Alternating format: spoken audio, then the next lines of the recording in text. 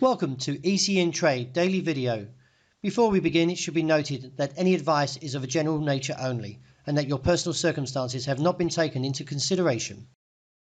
Hello everyone, my name is Rob Clayton and thank you for joining me. The Australian dollar surged against a weaker US dollar. During his testimony before the Senate Banking Committee, Powell reiterated that the US Federal Reserve is nearing the threshold for rate cuts if inflation remains consistently at 2%. Powell acknowledged criticism for delaying rate hikes during inflation spikes, highlighting the risk of late rate cuts.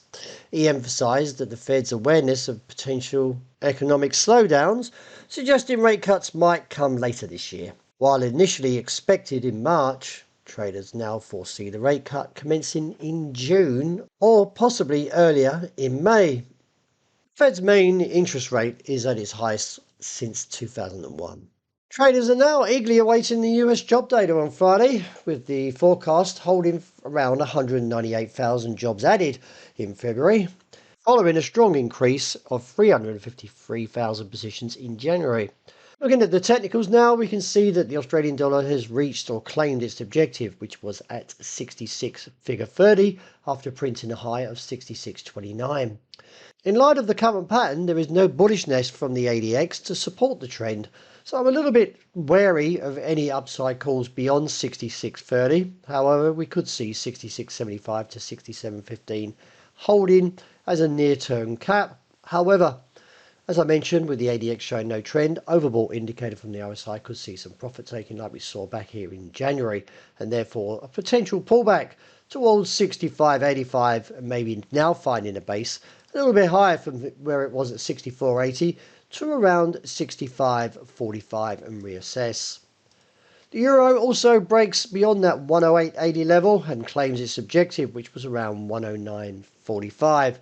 As we can see here from the current challenge, there is still an extension to the upside because unlike the Aussie, the ADX is trending to a bull case and relatively strong, and therefore could see that move to 110.15 or to around 110.65 as an extension.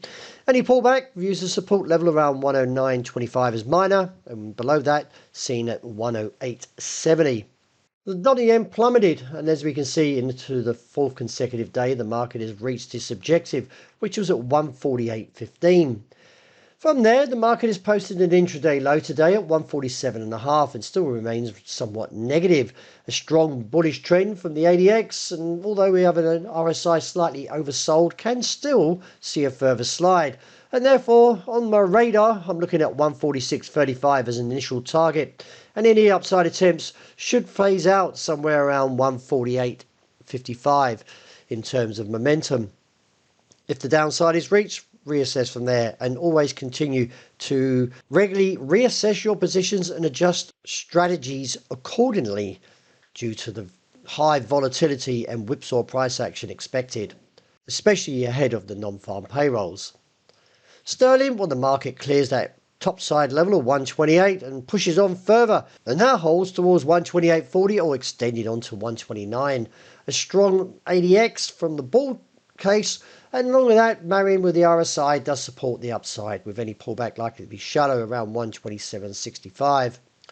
Gold, well, the market still remains somewhat strong, but I'm getting a little bit cautious due to the overbought condition and overheating ADX, and from that could see a relatively strong downturn. But that being said, we do need to see some confirmation to support that. If we see a break around 2,154, that may lead on towards 2,044 with a base now viewed around 2,133 to 35.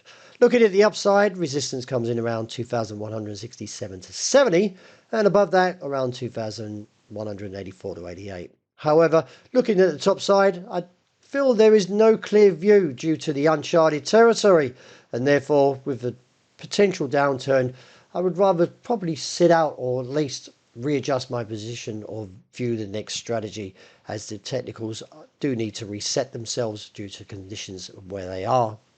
Looking at the oil, when the market comes back into a bullish case and still maintains its upward trajectory from this inverse head and shoulders around 81 to 83. Any pullback likely to be shallow due to the hammer that was posted overnight, And if so, could see a rise on towards 79.5 and then $81, and support seen around 77.65 and a base seen at $76 a barrel.